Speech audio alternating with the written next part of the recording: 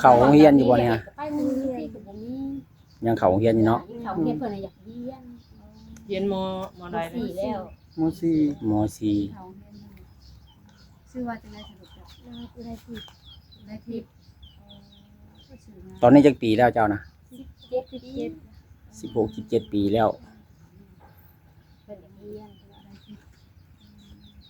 เวลาหยุดเรียนหยังกับไปเฮ็ดเวียก ไปเฮ็ดเรียก หรือว่าหาเงินซอย มื้อนี้บ่ได้ไปบ่น้องละ ไปอยู่ไปแลนด์ก็มาคำเพิ่นว่าสิมาสัมภาษณ์คือมา เป็นได้บัดนี้มีกับลูกคือพากันหายบ่ เขาให้รถ โอ้ย คือแบบ มีคำถามที่ว่าทำใจอยู่บ่เป็นจังไดความรู้สึกมีหยังอยากเว้านำสู่เฮาอยู่บ่ ลูกเพิ่นอยากเรียน โอ้ ไปแล้วก็เรียนเพราะว่าเขาบ่มีเงินก็เพิ่นเลยลูกอยากเรียนแม่แต่ว่าเรียนเลยเอาลูกได้หา ดู อยากเรียนเป็นหยัง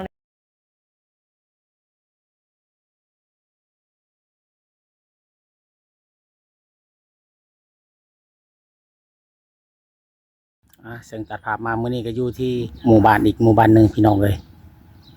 มาพบพ่ออีกครอบครัวหนึงถือว่าทุกอย่างขาดเคินให้หน้าตาตุมหรือว่าให้หน้าตากล้าก็บ่มีเพิ่นว่าตอนนี้เนาะป้าโตพี่น้องเอ้ยถือว่าเป็นเคล็ดแรกแห่งมารหรือว่าเป็นเคล็ดตะมิดอันนี้เนาะก็ได้มีทางบ่าวทาเพิ่นพี่น้องเอ้ยชวนเขามาก่อนอื่นก็กราบสบายดีสวัสดีพ่อแม่พี่น้อง FC หรือว่าพ่อแม่พี่น้องทางภายในหรือว่าต่างประเทศสกูสู่คนพี่น้องเลยเนาะมื้อนี้ก็ยินดีต้อนรับเข้าสู่ช่อง YouTube บ่าวคำไผคือเก่าเด้อพ่อแม่พี่น้องตอนนี้ก็มาฮอดจอถึงเป็นที่เรียบร้อยแล้วพี่น้องเอ้ยเนาะบ่ต้องว่าลายายห่างพี่น้องเอ้ยก็สิเข้าไปหาทางครอบครัวเพิ่นสักก่อนพี่น้องเอ้ยที่ไปที่มาจังไดก็ยังบ่ทันได้ฮู้ชัดเจนว่าจังไดกันพี่น้องเอ้ยเนาะตัดภาพมาทางนี้มาพ่อหนุ่มรอบัดนี้พี่น้องเอ้ยโดยสบายดีบ่าวทา โดยหรือว่าเป็นเคล็ดแรก เป็นเคล็ดแรกแห่งมารบ่ โอ้เป็นเคล็ดแรกแห่งมารหรือว่าทางเบาทากันเนาะหรือว่าเป็นบ่แล้วก็คือฮู้จักกับบ่แล้วเป็นหมู่ได้ทางหมู่แนะนำให้เพราะว่าคือทางเพิ่นน่ะเรียนรุ่นเดียวกับเบาทา มีผู้แนะนำมาบ่นี่ฮะ แม่นคือคนเสื้อดำ โอ้ นะเพราะว่า ผู้เสื้อดำน่ะเนาะผู้สาวเนาะฮะ แม่นคือ ผู้นั้นบ่แนะนำมานะ แม่นเพราะว่าทางเบาทาเป็นหมู่กับเพิ่นวันนี้เพิ่นก็เลยว่ามีอยู่คนหนึงเพิ่นว่าเป็นญาติแหละทุกญาติคือให้หน้าตะกร้าบ่มีหั้นน่ะก็เลยว่าให้เข้ามาเบิ่งเพิ่นว่าอ่ะเป็นจังไดก็เข้าไปเบิ่งนํกัน โดยจังไดก็ โดย เข้าไปเบิ่งนํกันพี่น้องเอ้ยเนาะเพราะว่าเนื้อในหรือว่ารายละเอียดก็ยังบ่ทันได้มีไผฮู้เนาะ วันนี้ทางนั้นแซ่บ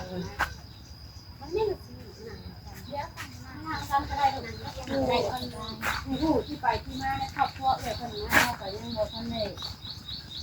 ถามรายละเอียดปานใดนะเพราะว่าเฮาก็ยังบ่จักคักเนาะ โดยสบายดีทุกคน สวัสดี โดย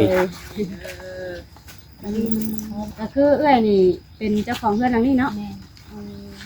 ชื่อว่าจังได๋จ้ะ ที่นั่งลูก คือไอ้โลด แม่ลูก อายุจักปี ปล่อยฮะ โดย 37ปีแหละ 37ปี เป็นเอ้ยจะ2ปีเนาะเท่าไหร่ คือทางเอื้อยนี่มีลูกมีผัวอยู่เนาะ แม่นี่ ผัวตอนนี้อยู่ไส เพิ่นไปเฮ็ดเวียกมื้อนี้งานไปสั่ง ไปทุกมื้อแมันบ่ กระบอกทุกมื้อแล้วแต่มีเวียกมีเวียกแล้วก็ไปเพิ่นบ่มีเวียกก็อยู่ พระลูกสาวผู้นี้หรือผู้นี้ ลูกสาวน่ะหลาน นี่ร้านเช้า แล้วเราจะไปเฮ็ดเวียกคือทางเอื้อยน่ะบ่ได้เฮ็ดเวียกหยังนั่นบ่ ก็เฮ็ดเรียกเป็นช่วงบางทีมีเวียกเขาก็ไปเฮ็ดบางทีบ่มีเวียกก็อยู่ลาดที่ยามให้น้ำหน้าเขาก็ไปน้ำหน้า รับจ้างหาเงินแต่ละมื้อนะเนาะ แต่สมมุติว่าจะหน่อยช่วงน้ำหน้าเขาก็มารับจ้างแล้วกันแล้วน้ำหน้าเขาก็อยู่พักผ่อนเขาก็ให้เฮ็ดใหม่ บ่มีหน้าบ่จ้ะ เพิ่นบ่ได้มีนะก็บ่มีให้หน้าได้เอากินได้ค่ะเอาไปเฮ็ดน้ำแม่และแม่เฮ็ดอีกก็แม่แบ่งให้ เพิ่นให้กินแล้วจะซ้ำเพิ่นให้ได้แน่เนาะ แม่หลายคน เอื้อยเพิ่นก็ไปหาเฮ็ดนานำญาติพี่น้องเพิ่นให้สำใดก็กินยังบ่มีใครเลยกุ้มอยู่บ่สิเอื้อยเพิ่นก็คือ บางปีนี่บ่กุ้มได้บ่กุ้มเพราะว่ามันหลายคนเลยเพิ่นปั้นให้แล้วบ่กุ้มแล้วก็ต้องมีซื้อตื่นมาซอกได้เฮาก็เลยถ้ามันเบิดจะกินได้ใส่ได้หาได้เลยก็ซื้อเด็กมันยากดีแล้วสิได้สด สบายดีเด้อบ่ทุกคนเด้อนะ เด้อสบายดีแล้วก็คำว่านั่นก็ได้ซื้อเป็นสอบเลยเขาแล้วแต่ที่หาโล10โลเอาสำเงินเฮามีแม่สำเงินเฮาหาได้ เป็นได้ซะคือทางน้องติดต่อทางบ่าวทา โน่ย ให้มาหา เพิ่นสิเติมมาแล้วก็เพิ่นว่าลองเบิ่งนะ อืม ลองเบิ่งก็ลองว่าลองเบิ่งแล้วแต่บุญวาสนาแล้วเอ้ยเนาะแล้วแต่บุญวาสนาคนบางคนก็เพิ่นอีดูสงสารก็แล้วแต่เพิ่นสิซอยว่าท่านจ้า จุดที่ขาดเคินที่สุดคือหยัง โน่ย ที่จำเป็นหั่น สิ่งที่จำเป็นในครอบครัวนะเอ้ยตอนนั้นฉันป้าพี่จะขาดแล้ว อืม เนาะนี่คือข้าวน้ำซ้ำปลา ได้พอ เพิ่นว่าคือเพิ่นดีเพราะว่ามื้อใดบ่มีก็คือต้องอดในหมดเลยเคยอดอยู่บ่แบบว่าเคยอดแบบว่าบ่มีได้น้อยเดียวแล้วให้ลูกกินก่อนแม่บ่กินแบบนี้นะเคยอดอยู่ที่ผ่านมาบ่เลยมันกะบ่นักปานนั้นก็พอได้มันก็ได้แต่ว่าได้หลายบ่ก็บ่หลายแต่พอได้กินเนาะใช่ ลูกสาวได้สาซอยหยังอีกล่ะเฮ็ดหยัง เป็นไปห้องงานลีเดอร์ได้ อืม เช้าเฮ็ดเป็นงานลีเดอร์ เขาโรงเรียนอยู่บ่เนี่ย ไปมื้อที่ก็บ่มี ยังเขาโรงเรียนอยู่เนาะ เขาเฮ็ดเพิ่นอยากเรียน เรียนมใด สี่แล้ว มสี่ ม .4 เขาเรียนชื่อว่าจังได๋สรุปแล้วคือได้ทิพย์ชื่อมา ตอนนี้จักปีแล้วเจ้านะ 17 16 17 ปีแล้ว เพิ่นอยากเรียนได้ทิพย์เวลาหยุดเรียนหยังก็ไปเฮ็ดเวียกดี หรือว่าหาเงินซอย มื้อนี้บ่ได้ไปบ่น้องละ ไปอยู่ ไป ในป่า ไปแลนด์ก็มาคำเพิ่นว่าสิมาสัมภาษณ์คือมา โดย แล้วก็คือว่าเนาะมื้อใดหยุดงานก็ช่วยแม่หาเงินหาหยังไปแต่มันเสาร์อาทิตย์บ่ลูก เพราะว่ามันจันเลยเรียนอยู่ช่วงสังกัดก็ในการไปเฮ็ด มาจากมาเรียนเนาะเสาร์อาทิตย์บ่หยุดไปเฮ็ดเวียก เป็นได้บัดนี้แม่กับลูกคือพากันหายบ่ เขาให้ลูก โน่ย คือแบบ มีคำถามที่ว่าทำใจอยู่บ่เอ้ยง่วงมาหาพี่ วันที่ก็ได้เลย มันเป็นจังไดความรู้สึกมีหยังอยากเว้านำสู่เฮาอยู่บ่ ลูกเป็นอยากเรียน โอ้ ไปแล้วก็เรียนเพราะว่าเขาบ่มีเงินค่ะก็เลยลูกอยากเรียนแม่แต่ว่าบ่เรียนเลยก็เอาลูกได้หา โดย อยากเรียนเป็นหยังไดล่ะ เรียนอย่างมีสบายตัวเอง โดย จบมเฮ็ดมามันก็สิไปแน่เป็นแล้ว คือพอได้แบบมีแบบมีงานเนาะหรือว่า เฮ็ดงานเฮา มันก็สำบาย แม่มันก็สิบ่แม่ โดย เป็นอะไรล่ะแบบว่าย่านผิดบังบ่ย่านแบบว่าตัวเองเรียนบ่สูงคือหมู่หรือว่าอะไร เรียนสูงคือหมู่ อืม จุดอยากเรียนนี่คืออยากเป็นหยังเลย จะเป็นหยังลูกใจจ้ะความฝันเจ้านะความฝันเจ้าสมมุติเรียนจบมานะลูกเป็นหยัง เป็นมือค้าขาย ค้าขายแล้วก็เป็นแม่ค้าเนาะ มี ถ้าเฮาเรียนสูงเฮาก็ความรู้เฮาติดโตการคิดไล่เนาะเก่งอยู่แล้วว่าเรื่องเด็กเรื่องหยังเก่งอยู่บ่เป็นแม่ค้าต้องเก่งเรื่องเลขได้ มี คิดไล่เรื่องเงินเรื่องหยังนี่ ทำเรียนจบก็คือสิได้อยู่แล้วว่าเนาะค่ะเนาะนั่นแหละล่ะจังว่าอยากเรียนต่อแต่ปัญหาก็คือขาดเงินทั้งเงินเนาะบ่มีเงินเรียนต่อสิบ่ลูก ตอนนี้ปิดแล้วติ ปิดเทอมแล้ว ปิดเทอมแล้วเรียนรายละเอียดบัด วันที่10ปลายก็ไปเซ็งม.4เด้ เปอร์เซ็นต์มสี่คือขึ้นมห้า เตรียมม. ไปเสียค่าเรียนนี่มันเท่าใดเวลาเฮาเปิดเทอม 200,000ปลายเดี๋ยวบ่แพงก็ได้ซะเนาะ เพิ่นก็ต้องได้หาเงินเด้อเงินทาง สำหรับผู้มีเนาะอันนี้ก็ว่าบ่แพงสำหรับผู้มีก็ เอาไปราย รู้ จ่า ทาย ง ราย หา จ่ายมันหลายอย่างเด้ในครอบครัวเฮามันบ่แม่นสิมีแต่ให้แต่ลูก บ่อนเฮียนไก่บ่บ่อนเฮียนนะ เนาะ ผู้อุดมเพิ่นเลยเพิ่นสิยากเพิ่นเป็นม .4 บัดนี้ ต้องได้จ้างรถไปแม่นบ่ ม .4 จบแล้วเพิ่นต้องไปม .5 บัดนี้เฮาไปแล้วบัดนี้ห้องอันรถใหญ่น่ะเขามาส่งเฮาแต่คนทางนั้น เพราะว่าทางมัน บัด ก็ ยามฝนมันก็สิบ่สะดวกเฮาเด้เฮาต้องเลยหาเฮาต้องเลยก็เลยรถเพิ่น แล้วก็น้องเพิ่นก็ไปก็ต้องได้จ้างรถไปบัดบ่ฮอดโรงเรียนฉันต้องได้ย่างเข้าไปอีกบ่ลูก บ่มีรถขี่เบ่ล่ะ มีรถแต่มันพอแบบเอาไปเรียกมันช่วงในพอไปเรียกแล้วลูกก็บ่ได้ยาก พอแล้วก็คือรถจักรคันเดียว จักคันเดียวพอไปแล้วก็แล้วเนาะ ถ้ามีรถที่ไปผ่านยังว่าเนาะ มันยังพ้นเป็นปัญญาเป็นออกไปนี่ออกไปเฮงเนี่ยอุดมด้วยกัน คือพอหาเฮ็ดงานแต่ละเดือนนี่เดือนหนึงเท่าไหร่สิ โบระบุบ่ได้ว่าเป็นก้อนเท่าไหร่เฮามีแต่แบบว่ารายวัน มีงานเฮ็ดแล้วไปแม่นบ่ แม่นเฮามีเวียกเฮ็ดแล้วเฮาไปเฮ็ดเวียกสมมุติว่าช่วงใดบ่มีเฮาก็ได้หยุดเดี๋ยวค่ะ มื้อใดบ่มีแม่นบ่ได้ไปนะ เพื่ออยู่ล่า ถ้าบ่มีงานก็อยู่เพื่อนซื่อ อยู่ล่า ๆเวลาเวลาสวัสดิ์เนี่ยมีงานเล็กน้อยก็จ้างไปแล้วก็ไปได้มื้อ40 50เนาะว่าซั่นจ้ะ มันก็เกี่ยงงานนะ สูงชุดได้เท่าไหร่เอ่ยไปเฮ็ดงาน ไปโลกกาดสมมุติว่ามื้อนึงเฮาก็ได้อยู่เป็นแสนว่าได้ไว้ก็ได้หลายก็ได้ซ่าก็ได้น้ำมันซ่า ตามเพลงเฮาเนี่ยเนาะ เฮ็ดที่งานก็ได้ ทางน้องเพิ่นก็มีสิอื่นบ่ได้เศร้าเลย ใครนี่ใครแต่ว่ายามนี้เป็นยามนำหน้าเนาะ แม่น เป็น ๆ ช่วง จั นี้ ง จัง ได๋ ได๋ ก็ ก็พักผ่อนกัน หน่อยก็หาเงินหลับหน้า แบบว่าทุกข์บ่ล่ะทุกข์เฮ็ดเวียกเฮ็ดหยังบ่หรือว่าแนวใด บอกคนสู้อยู่ลูกก่อน เอาสู้ สู่เวียก ก็พูดกับลูกก่อน นักก็เอาเบาก็สู่เนาะว่าซั่นซะพอแต่ว่าได้เงินเนี่ยเอาเบิดทุกอย่าง หรือว่ามีคนจ้างอยู่ไสแม่นไปเบิดเนาะ จ้างมาถอนหญ้าเฮือบ่ทาหลายจ้ะ เวลานั่งใกล้ๆแม่สิมะมันนั่งคนละมุมละแจมันจักหน่อยเลยนี่นั่งกินหน้าไปพุ่นนั่งกินหน้ เอาตังค์ละเอาตังค์งับไปใกล้แม่ก็ได้ตั้งกันอยู่นั่งไปเถอะลูกไปได้ ห่างกัน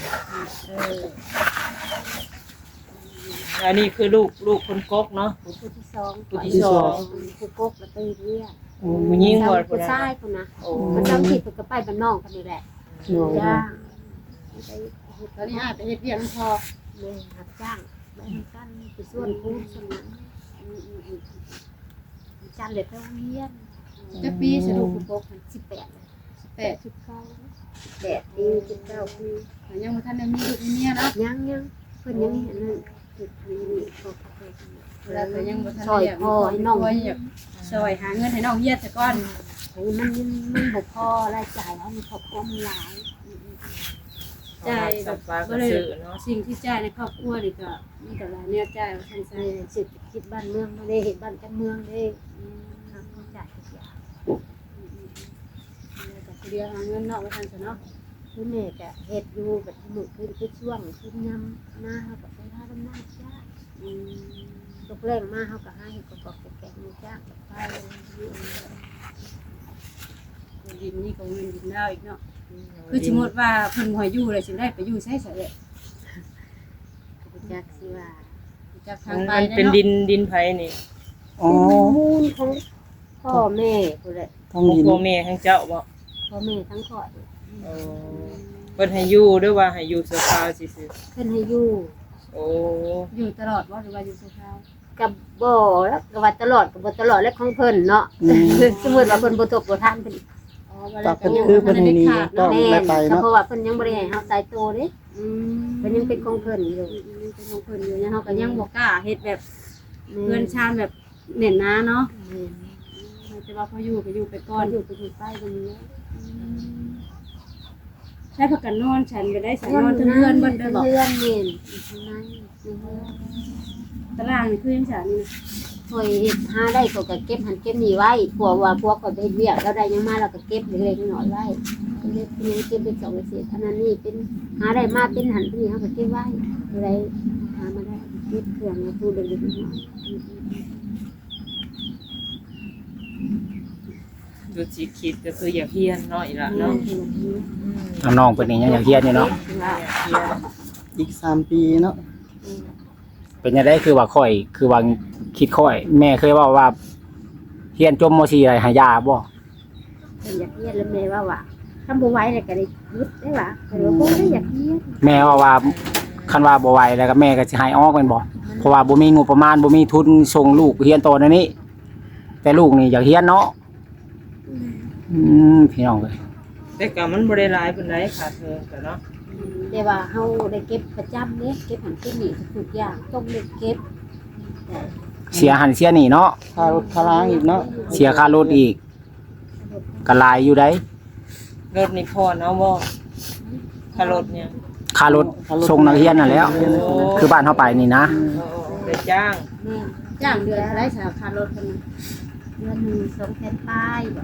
แม่นเพิ่มเพื่อฮอดดิซิมาเป็นต้องเพิ่มอีก เพราะว่าเดี๋ยวนี้น้ำมันมันก็แพงเนาะ แม่น เงินก็ ทุกอย่าง เดี๋ยวนี้ สมมุติว่าเฮาหามาได้3-4แสน2แสนมันก็บ่ได้ ก็คืออีหล่าไปโรงเรียนแต่ละมื้อได้ฐานะเจ้าไปแต่ละมื้อน่ะถือแม่ให้เงินไปเท่าไหร่ล่ะ แม่บ่ได้ให้เด้ บ่ให้บ่ บ่ เอ้าสมมุติเห็นหมู่กินเจ้าบ่อยากบ่ใช่ล่ะ มีแต่กินข้าวอิ่มแล้วแหละไป อื ไป ม เลยทำกับซื้อก็ซื้อเล็กๆหน่อยเอาไว้ใส่แต่ยำจะเป็ดยังกลัวจัดเก็บเพราะว่าเพิ่นก็เฮ็ดเรียกเร็วทั้งทียำกลัวจัดเก็บแล้วก็สิมาขอ คือสมมุติว่าเงินอันอีหล่าไปหาเนี่ยสมมุติไล่มาแล้วอีหล่าเว็บออกแม่บ่ เฮ็ดลายยำกลัวจัดเก็บก็จะจ่ายบางทีแบบเป็นประสบการณ์ที่ผมมาขอน้ำแม่ เดือดร้อนเจ้า แล้วเราเก็บไว้เลยเวลาค่าเทอมค่าหยังกับเวลาเงินแม่บ่พอก็พอได้ ช่ ช่ ว วย ย กั กัน น ช่วยกัน คือว่าฮู้จักประหยัดซอยพ่อแม่เนาะ ลูก ก็คือเด็กน้อยผมคนนี้ซ้ำนี่ ว้ายมีแต่ขออย่างเดียวแล้ว ก็ มี คือ บ่มีก็ต้องได้หาแล้ว ก็คือทั้งน้องนี่ก็เห็นมันคือพ่อแม่เนาะ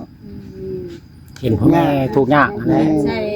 ฐานะตัวเองได้นั่นล่ะเนาะคิดใส่ฐานะตัวเอง จังไดก็ต้องสู้อีกได้เด็กออกมาเลยมันเนาะ คนกำลังอยู่เรื่อยๆตามเนี่ยของป่วยยังก็บ่ได้มีบ่เอ่ย อ๋อบ่มีมีแต่ไปปลูกของน้ำก็มีอยู่แต่ว่าพอได้ใช้กับพวกข่อยให้หาเงินมาได้ก็ซื้อกับเด็กกันน้อยเอาไปมูลค่าแม่ขอซื้อขอเห็ดไปหัวลูกอันใหญ่เลย อืม อายุลูกแม่เลยก็สิแบ่งเบาภาระในเด็กน้อยเนาะก็ใครจะได้ลูกก็คือสิบ่ดื้อบ่ซนปานใดลูก บ่มันจะดื้อจากคนลูกก่อน ก็คือไปสัมภาษณ์แต่ละบ่อนเนาะอะไรเนาะ ดื้อได้ ตัวที่เกี่ยวบ่ถูก อันน้อยเขาบ่ดื้อจากคนนะ เบิ่งนี่ก็ส่งสิบ่แพ้คนอื่นเนาะส่งสิแบบบอกแม่นี่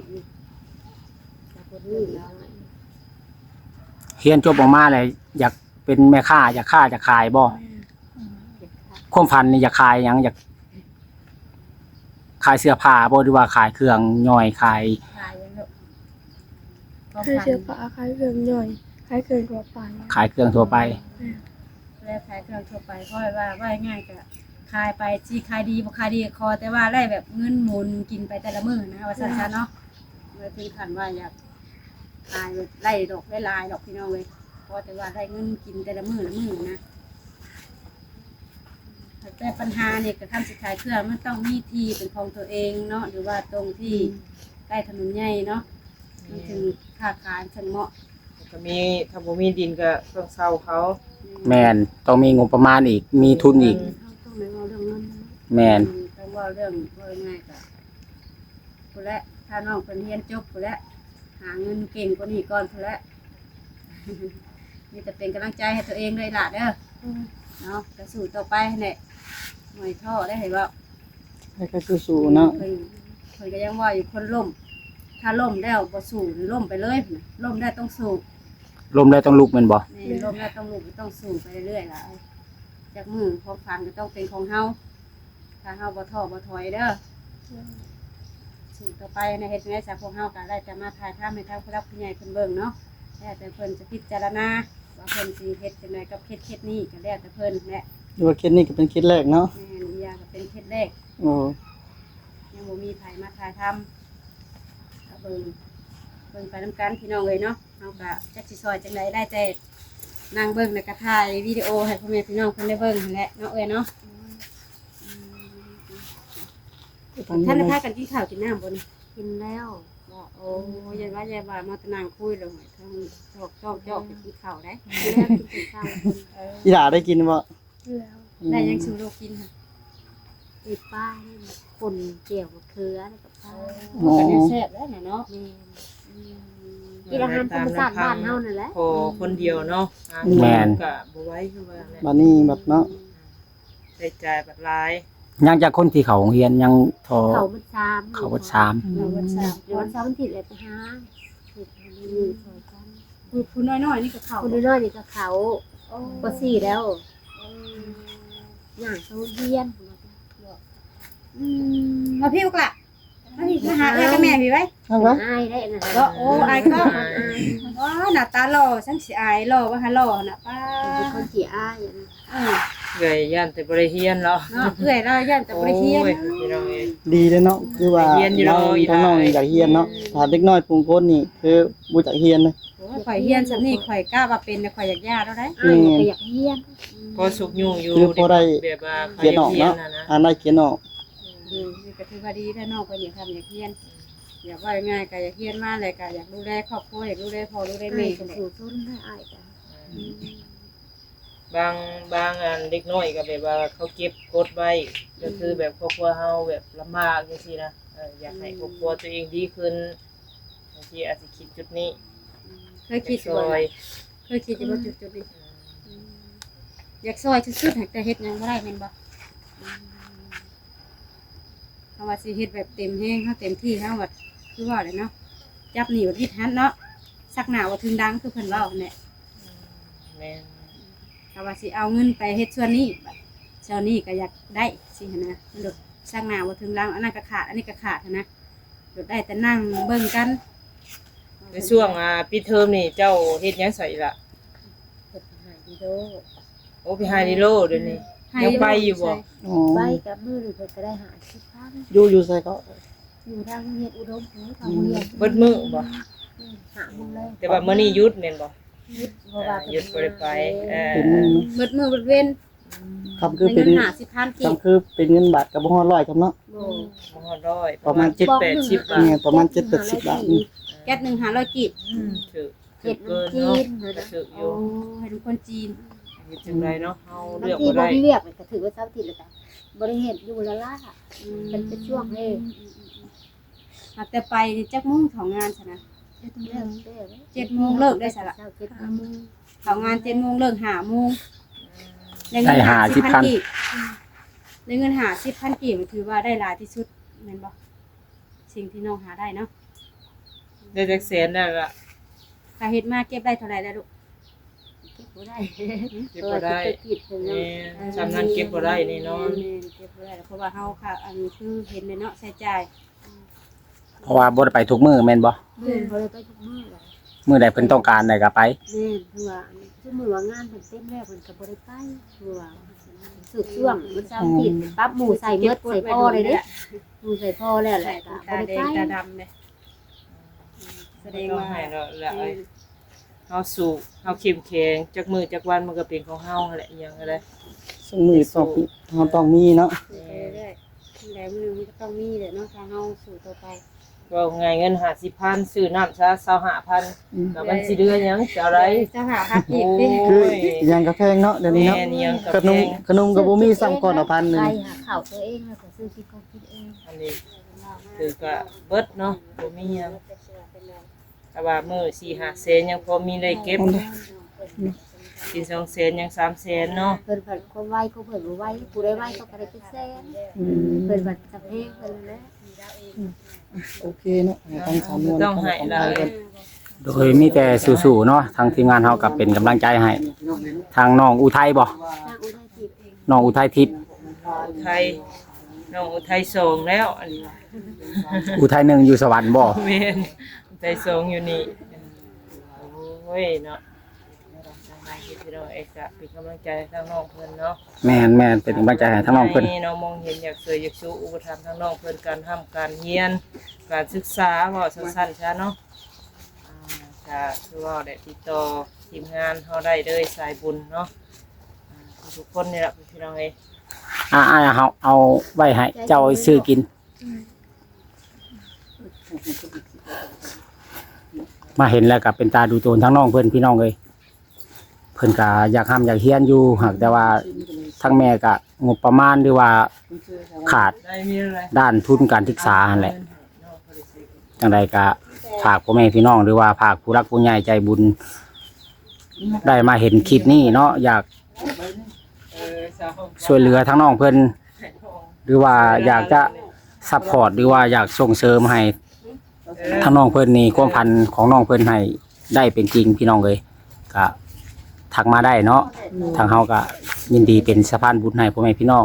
เบอร์สู่ผู้สู่คนบ่าวทาก็ให้น้ำแล้วบัดนี้ฮะบ่าวทาก็ให้น้ำน้องเพิ่นแหละพี่น้องเอ้ย อะไรเนาะซื้อขนมเนาะ เนาะ คอยเงียงน้ำเฮ็ดจังไดมีแต่สู้ๆเนาะ บ่ว่าไผละเอ้ยผ่านจุดนี้มาเบิดทุกคนนั่นแหละ แม่น ว่าสู้แล้วก็เดินหน้าเนาะบ่ท้อบ่ถอยบ่อ่อนบ่แอเข้มแข็งเอาไว้เข่งขาลอยก็บ่ได้เด้อเฮ้ยเนาะหยังก็ได้ ยังไงก็สู้ๆเนาะ แม่มีแต่สู้ๆกันแหละ ตามที่เฮาเฮ็ดได้ แม่น มื้อนี้ก็คือว่าเนี่ยทางเฮา ทางเฮาก็บ่ได้ซื้อหยังมาเพราะว่ามาเป็นมื้อแรกเนาะ มื้อแรกเลย เพราะว่า อันนี้ก็คือถามทางมาคือบ่เคยมาจักเทื่อเนาะ ถือว่าเป็นครั้งที่มิตรน้องบ่าวทา แม่นหรือว่าอยู่ส่งเนาะ จังไดก็น้ำมุกน้ำใจด้วยล่ะเด้อบ่ได้ซื้อกินซื้ออยู่อ่ะ โดยมีแต่สู้ๆเด้อน้องละ สู้ๆต่อไป จังได๋ เด้อ ก็สู้ๆเด้อเนาะทั้งแม่ทั้ง ไป น้อง จังไดทางน้องก็อยากทำอยากเรียน เพื่อนซ่านมันซองอ่ะฝนตกนี่หัวอยู่บ่เอ่ยอืมกำนึงมาเป็นค้าก็อยากเก่าเด้เนาะเอานั่นติดเอาไว้โอเคซะเนาะเอาก็สิได้กลับแล้วเนาะสำนวนเนาะบัดนี้เนาะ โดยอ่ะ มื้อหน้าจังสิได้เข้ามาหาใหม่เด้อเด้อน้องเนาะ ได้ก็มีหยังก็ทำให้อีกเนาะทางเฮาก็ได้อ่ะ ถ้าคือว่ามีพระผู้ใหญ่เพิ่นติดต่อมาทางเฮาก็จังสิได้เข้ามาหาอีกเนาะ จังไดกลับบ้านได้ล่ะเด้อเอาเซาให้ มา ซะบ่ต้ เศร้า อง ให้ซะบ่ต้องให้ดอก โดยสบายดี โอ้ยสำหรับ